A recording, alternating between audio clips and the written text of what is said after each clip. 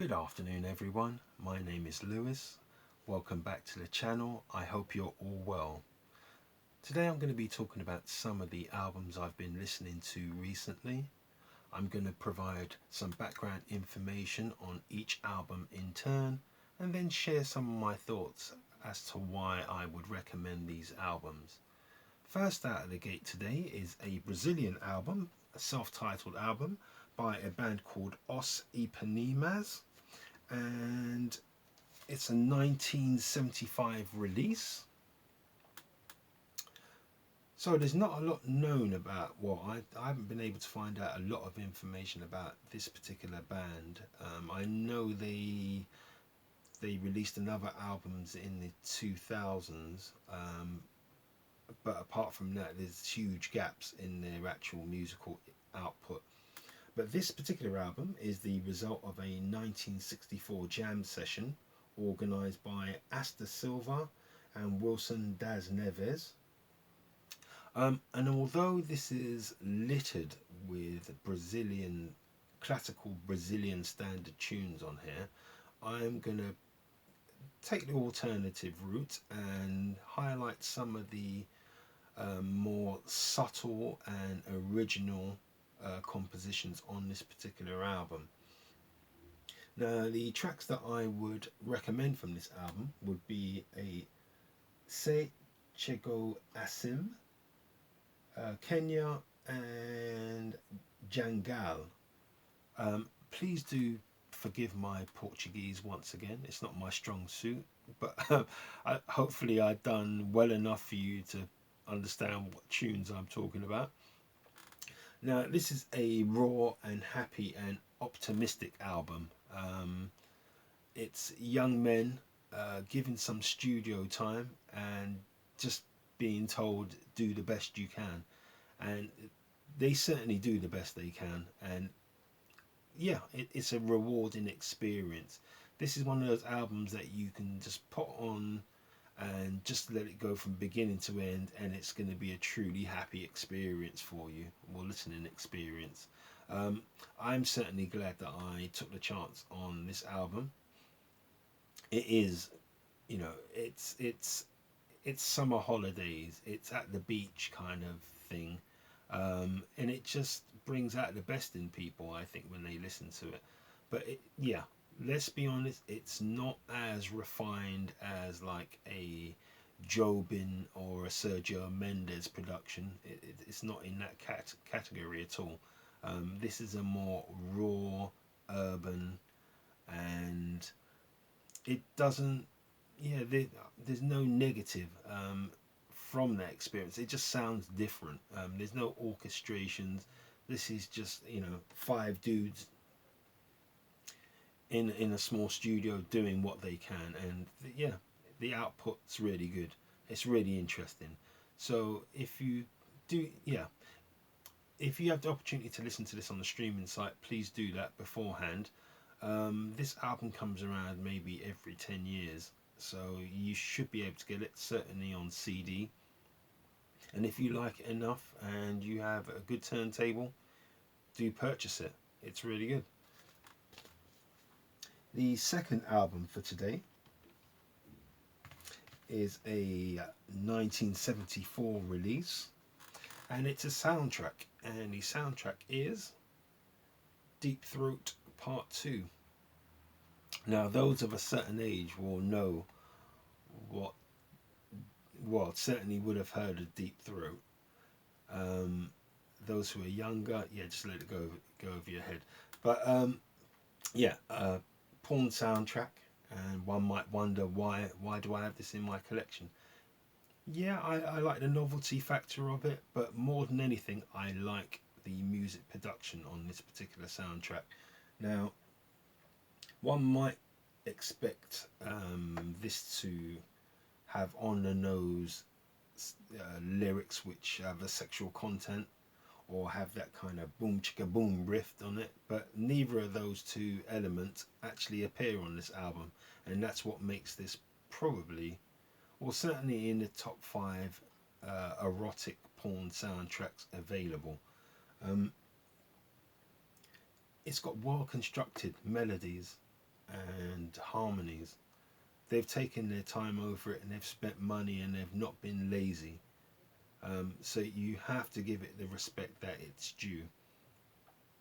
Um, Now, on the album itself, it credits a Mr. TJ Stone, who actually is the vocal performer on the track Deeper, as the soundtrack's composer.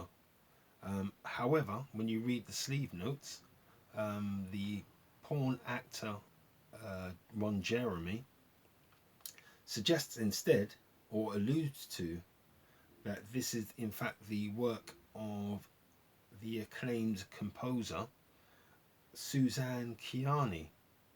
Now, I've done a brief bit of research to find out about this lady, and she is, yes, multi-award-winning, high-end film and television composer.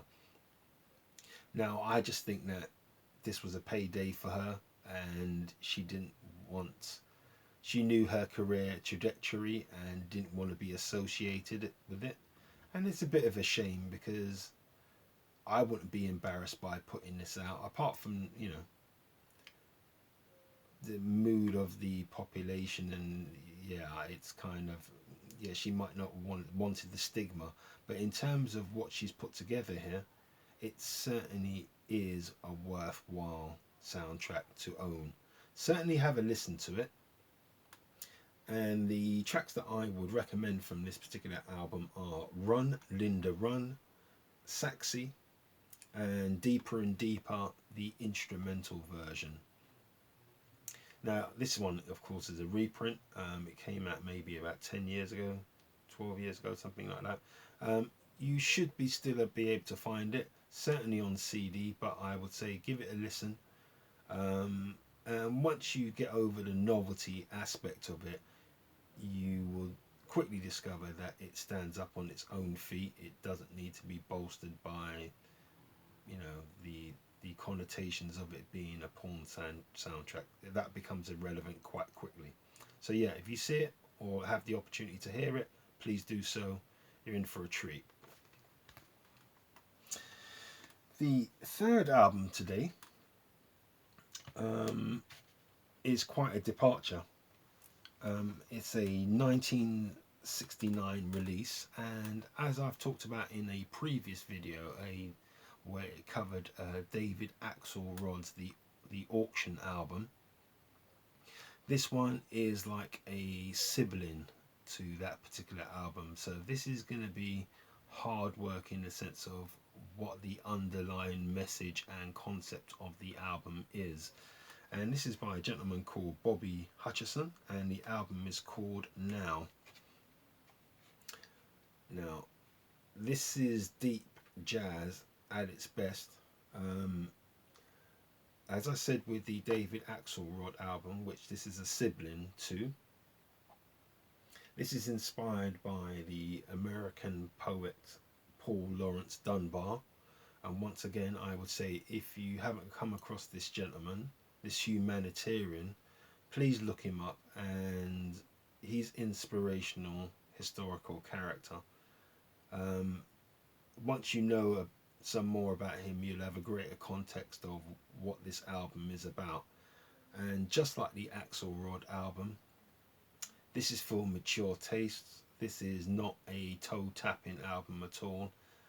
This is it's a true high art concept album, and the underlying themes of the album are, I'm not saying it's not for the faint-hearted, but understand what you're getting into.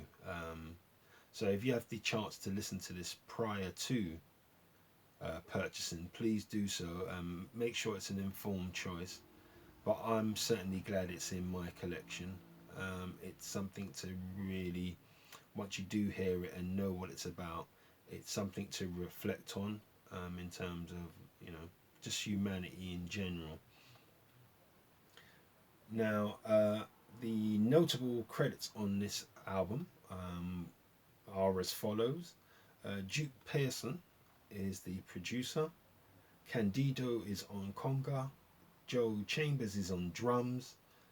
Stanley Cowell is on piano, and Gene McDaniels is on vocals. That lineup is not to be sniffed at. That's a super powered band to accompany Mr. Hutchinson. Now, unlike the Axl Rod album, which I would suggest just listen to as a singular piece, don't think of individual tracks. On this one, there's a bit more scope for separating out. And what I mean by that is it was much easier for me to pick out 3 tracks from this album of note, whereas I couldn't really do that with the Axl Rod one. It just didn't lend itself to it.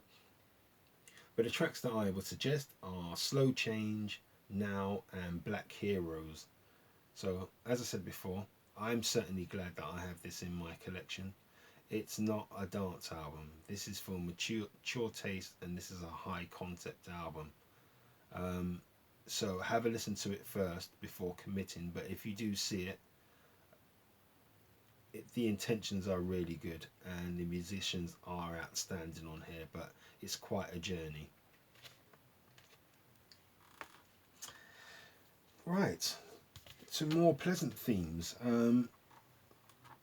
This is a 1971 release, and it is called Pop Instrumental of France, and this is a prog-rock fantasy. It's by a gentleman called Laurent Petit-Gerard, who is the composer, conductor, and chief instrumentalist on this particular album. Now, Mr. Petit-Gerard is a composer-conductor of some note in the industry. He has over 20 symphonic and 150 film scores to his credit. Now, I bought this completely randomly in a record shop in Chapel Market in North London. I don't know what drew me to it, but I certainly don't regret giving it a chance, because up until this album I just thought of the violin. I never thought, outside the classical arena, I never thought you would get music that I would enjoy, which was, in terms of instrument led, violin led. I never thought that this would be possible, but this changed my mind. This opened up my mind to the possibility of what instruments could lead a particular band, or what's going to be the forefront instrument. And it led me on a journey, and that journey, I discovered several other violinists of note. One would be Michael Baniak, and the other being Michael White. And if it wasn't for this album, I wouldn't know who those 2 gentlemen was, and my musical taste and appreciation would have been lesser for not discovering those 2 gentlemen. So thank you to this album for that. This is an uplifting piece, full of charming compositions, catchy melodies, and funky organ sounds. Now, if you're familiar with the late 90s into the noughties sound of For Hero, you'll have some appreciation already of the orchestral sound produced on this particular album. Not to say the drum and bass element, but the orchestration part, you will find its birthmark on this, or the blueprint on this particular album. Special mentions in terms of the musicians on this album. I would pick out Andre Sitbon on drums, and Michel Colombi on bass guitars. They are really good, and the way they play the instruments and the way that merges with the compositions, it truly is infectious. It certainly puts a smile on my face, and when I do happen to play this album, I have to play certain tracks 4 or 5 times in a row, because I've enjoyed it that much that I just want to hear it again and again and again, and it's partially in disbelief. Now, the 3 tracks that I would recommend from this album would be Albert Ayler in Memoriam, Oedipe, and Music Rose. Do have a listen to it on one of the streaming services first. It's going to be super difficult to find this on vinyl. I'm not saying it's impossible, but it's going to be quite hard to find it. This is a repress. There are earlier versions. CD you might have a better chance, but I would say if you're open to, you know, all sorts of genres and you do happen to see this, if it's within your budget, just get it. Yeah, for me it was a no-brainer. Once I had it, it was a no-brainer, and I would suggest the same to you. The last album for today is an EP from which was released in 1979, and it's by Hiroshi Yasukawa, and it's called 6 by 6. Now, not a lot is known about particularly the female vocalists, or any real information about this album. Yeah, Claudia, who is the female vocalist, I've tried to find out a bit about her, and it's proved itself to be, yeah, there is no information. Nowhere her full name credited on the album. I've looked on the internet and I can't find out anything about her. So if there's anyone out there who knows who this lady is and any of her subsequent work, I really would like to hear about it.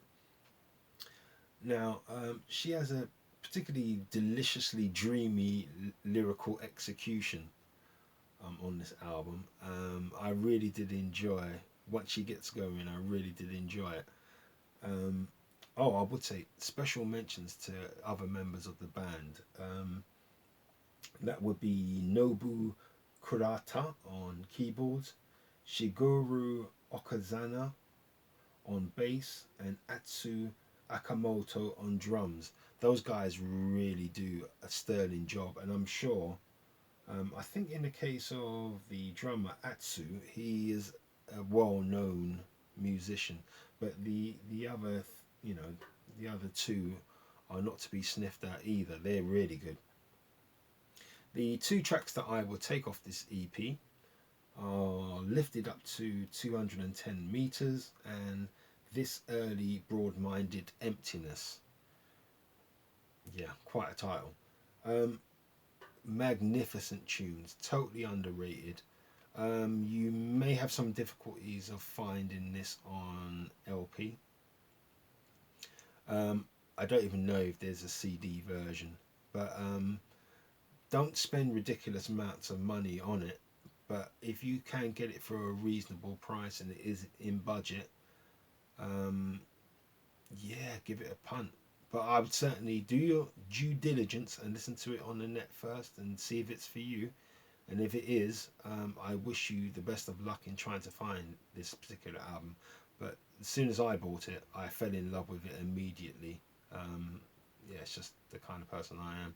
So yeah, great buy as far as, yeah, I pat myself on the shoulder. So that's all the albums for this afternoon. I'd like to, well, at this point, I'd just like to say, if you've liked the content, don't forget to like and subscribe. And thank you very much for indulging me, and thank you for watching. It's been an absolute pleasure on my part. Look after yourselves, okay? Yeah, and this important time. Take care. Bye-bye.